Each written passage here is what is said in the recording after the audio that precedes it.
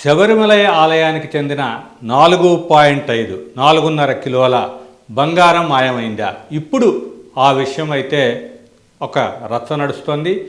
దీని మీద కేరళ హైకోర్టు కూడా ఆగ్రహం వ్యక్తం చేసింది. విజిలెన్స్ విచారణకి ఆదేశించింది.